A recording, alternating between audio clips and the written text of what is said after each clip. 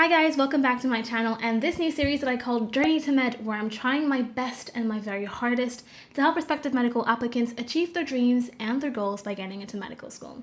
So if you've actually seen my previous videos, I've done one on quantitative reasoning, two on abstract reasoning, and one on situational judgment by now, where I kind of explained to you guys how I prepared for these sections of the UCAT, as well as walk you through some of the questions for these sections.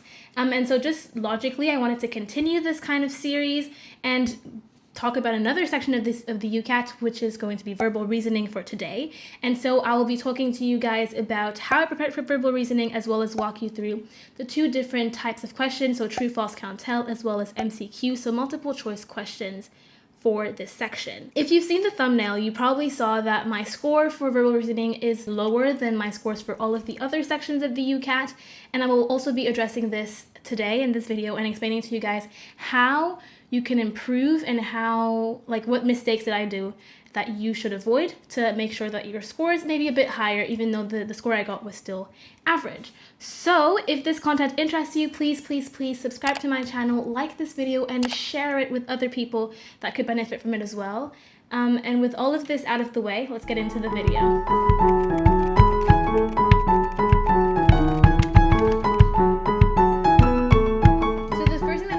To you guys about today is how I prepared for the verbal reasoning section of the UCAT. And so I kind of did this with two different steps. The first thing that I did was that I really took the time to go through and understand the theory behind verbal reasoning. Because verbal reasoning is one of those sections in the UCAT where you need to spend some time of kind of about learning what you're looking for. What is a keyword? What's an inference? What's the difference between causation and correlation? Should you read the passage first, or should you read the questions first? Should you read the answer options? All of these different things you will have to be able to know the answer to, and the only way to do this is to spend some time with understanding the theory behind verbal reasoning for the UCAT. And so to do that, I used the tutorials on Medify as well as the academy that I was a part of. But the Medify is more than enough, and there's also thousands of other resources out there on the internet that could also help you with that. So that would be the first thing that I would suggest that you do. And then the next thing that I did, and if you've watched my other videos about the UCAT that you can watch here, you're probably going to know what I'm going to be telling you. It's going to be practice, practice, and practice even more. Because with the UCAT and with also this section, practice makes perfect, even though perfect is never attainable. But it really helps you to tailor, tweak, perfectionize, that's not a word, your techniques, and understand what works for you. How can you answer the questions quickly and get them right often? And the only way to do that is with practice. Practice will kind of build a muscle memory within you so that on the exam, you are going to be able to answer the questions correctly. But another thing is that practicing a lot will also boost your confidence so you don't start panicking in the middle of the exam. However, now I'm going to move on to the mistakes that I've done, and this is actually one of those times where I have not practiced what I preached.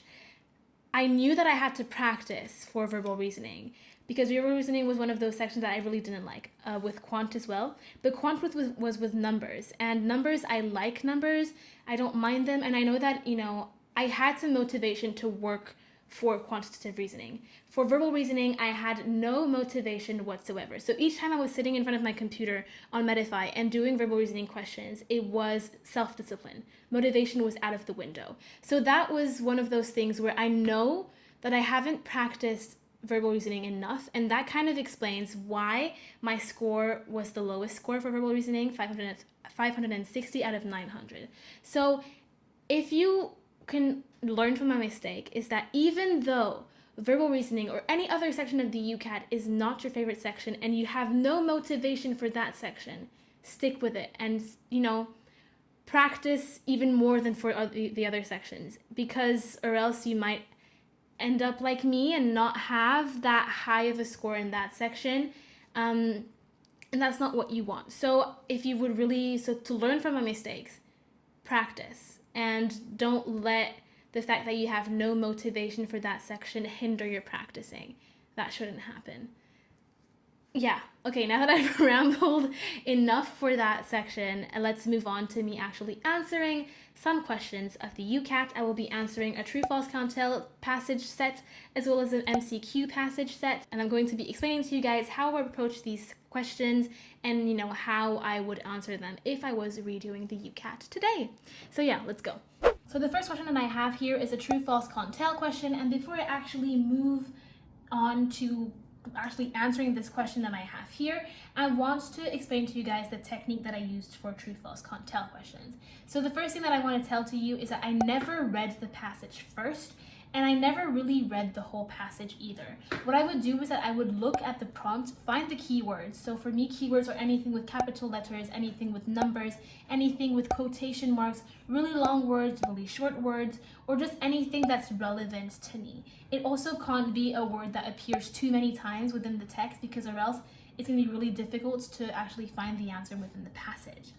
And then once I found and identified the keywords within the prompt, I would try and find that particular keyword within the passage, and once I found it, I would read the couple of lines before and the couple of lines after that passage, or the paragraph where that keyword appears in, and make my answer based on that. If the keyword appears more than once, I would do the same thing for each of the individual identical keywords, and I would go in a chronological order. So if the keyword appears in paragraph 2 and paragraph 4, I would read paragraph 2 first. If I have the answer with paragraph 2, then I'll move on. If not, I'll have to also read paragraph 4 as well, and then find my answer this way.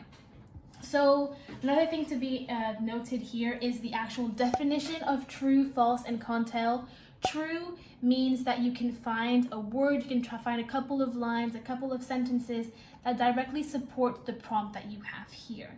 False means that within the passage, you can find a sentence and you can find a couple of lines within the passage that directly contradict this prompt. And can't tell means that within the passage, you can't find anything. You can't find words, you can't find sentences, you can't find lines that actually support or contradict the prompt that we have here.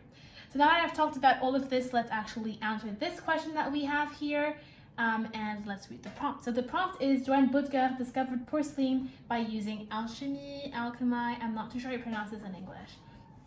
And so here, very precisely, Johann Butger is the keyword because it has a capital letter.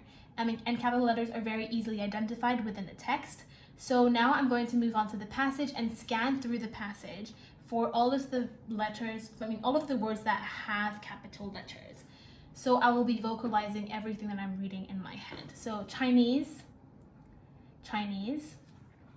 small West Middle Ages, amounts West China, Chinese, European upper class, China, Europe. Joined Budger, so it appeared once. Budger a second time. Augustus, Elector, Saxony, no. Budger a third time. Mason, there. Elector, no. Budger a fourth time. Mason, nevertheless. So Budger appears 4 different times within the passage. So I'm going to be reading the paragraph where it appears the first time, so that's the first thing. And then if I don't find my answer, I'll move down within the text. So let's read this. The cost of importing porcelain from China was high, so that many people in Europe attempted to produce porcelain on a suitable substitute. All these attempts resulted in failure until the discoveries of Johann Butger, a man whose working life can confidently be described by spanning the ancient era of alchemy and the modern era of chemistry. Okay. Within this, I don't have a very specific answer. I don't know if I don't have a specific sentence that directly contradicts or supports the actual prompt. So at that point, I think I'm going to move on to the next paragraph. So let's read this. Butger had plenty of time to discover the process because he had been imprisoned by Augustus II, Elector of Saxony, for failing to carry out his claim of being able to change base metal to gold. In his search for a process to produce porcelain, Butger worked systematically through a variety of local materials, keeping careful records of both the compounds used and the temperatures involved in fusing them together. So here I actually found a very specific sentence. So this sentence here worked systematically through a variety of local materials, blah, blah, until fusing them together. That tells me that Johann Böttger actually discovered porcelain and how to make porcelain, but not by using alchemy, but by using a systematic approach of, systematically through local materials, blah, blah, blah. So at that point, I know for sure that it is false. And if we look at the answer is false because paragraph 4 states that Böttger worked systematically through a variety of blah, blah, blah, blah, blah, and it is this scientific system rather than alchemy that led him to discover porcelain. So, okay. Next, we have quartz is a material used in the manufacture of porcelain. And so this is one of those prompts where we have no keywords that are very easily identifiable. We don't have a capitalized word.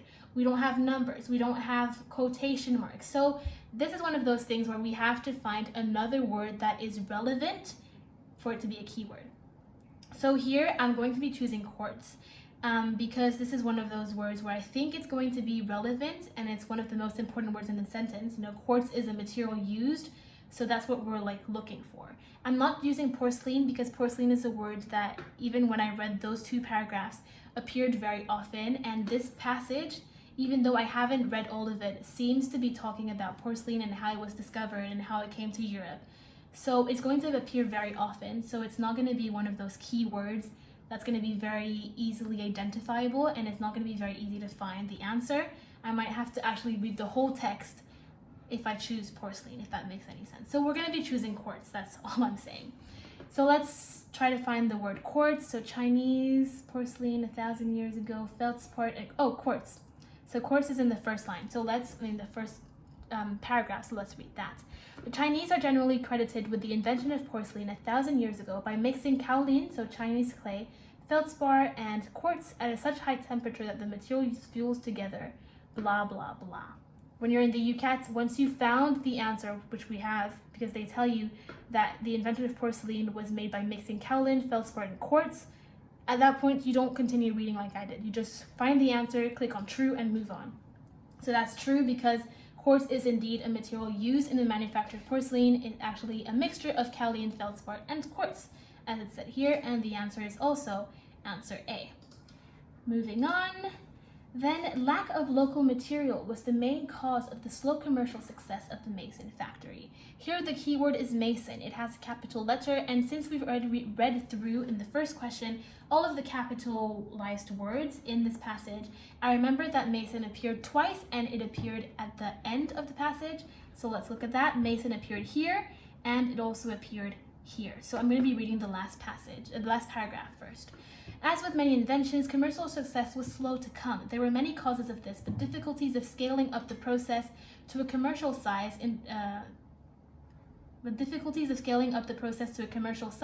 industrial espionage, the shortcomings of Böttger as an entrepreneur himself, the interference of the elector, and the lack of capital to develop the process were all major contributors. So I actually found my answer here. This is the supporting evidence to say that this prompt here is false.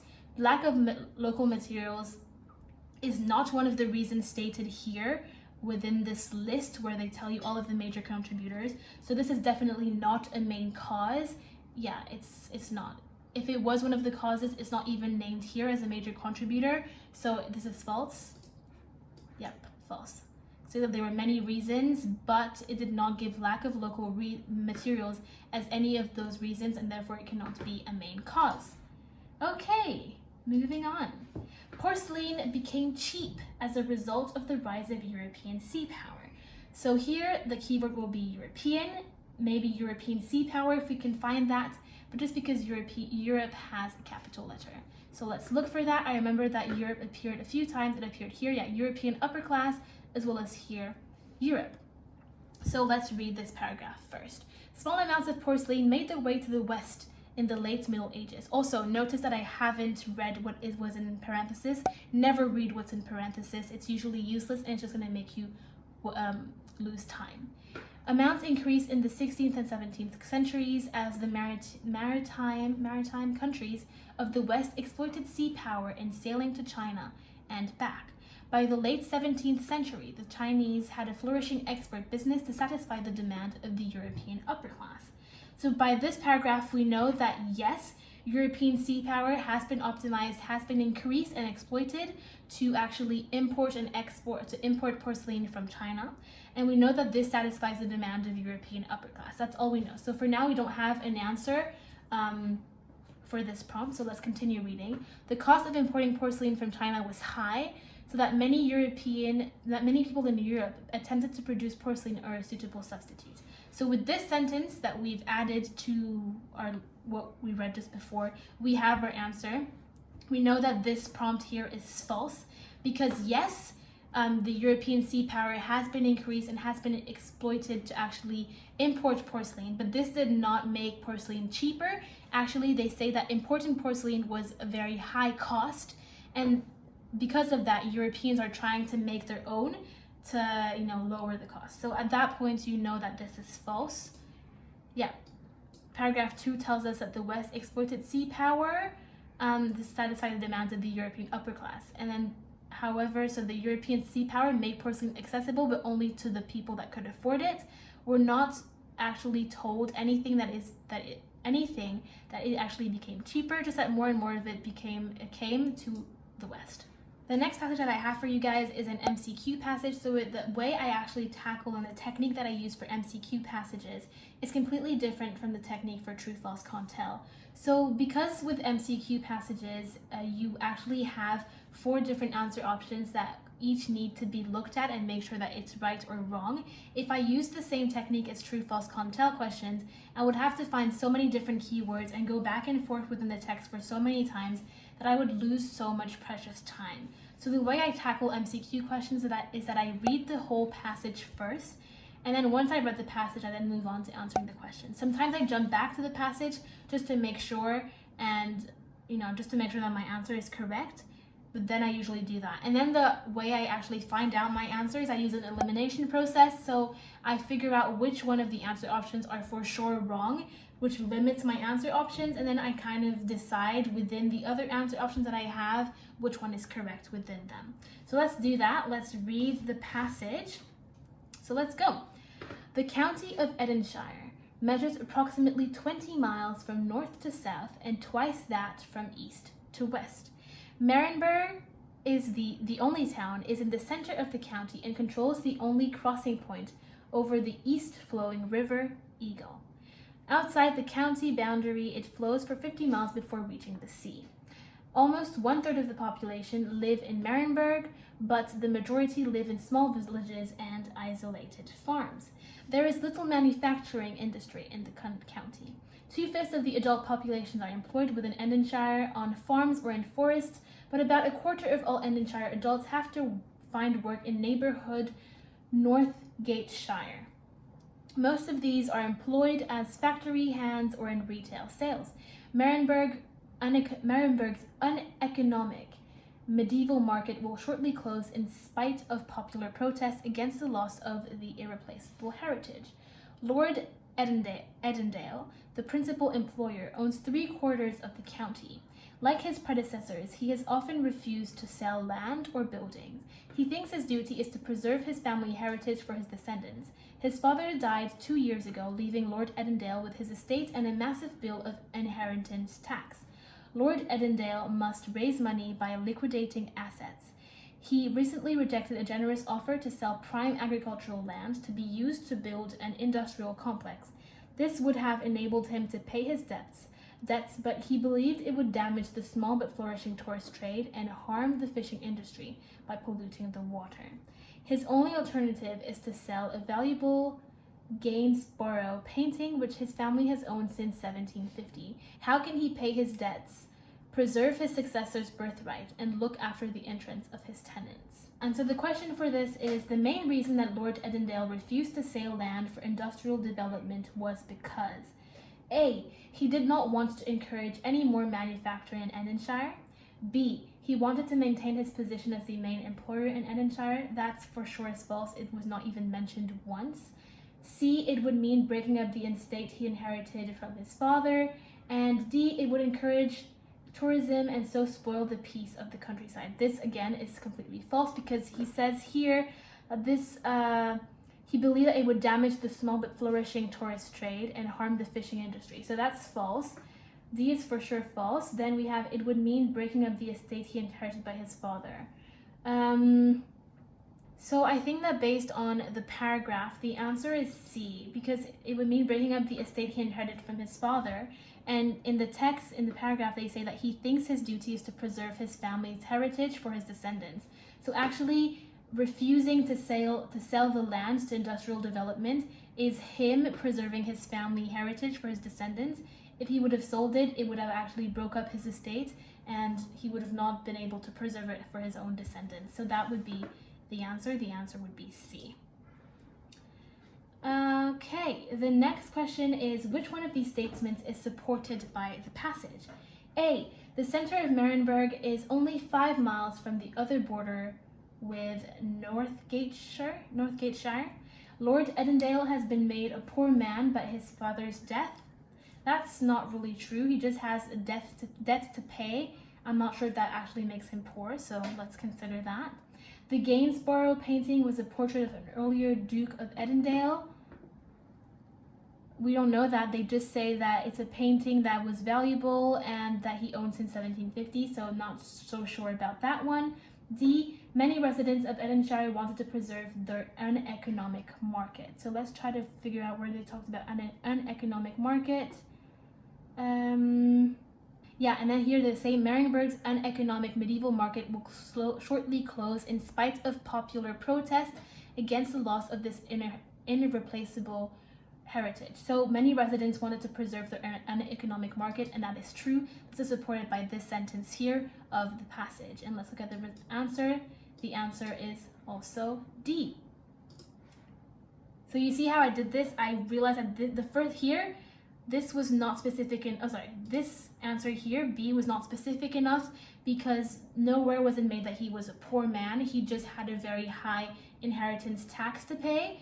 For C, we'd had no precise evidence that it was actually of a previous Duke of Edendale. We just knew that it was owned by the family since 1750s. And then here, I wasn't sure either, but I moved on just to gain some time. And I did a good thing, because if I actually was trying to figure out with the numbers here, I would have realized it was false before actually realizing that this one was the correct one.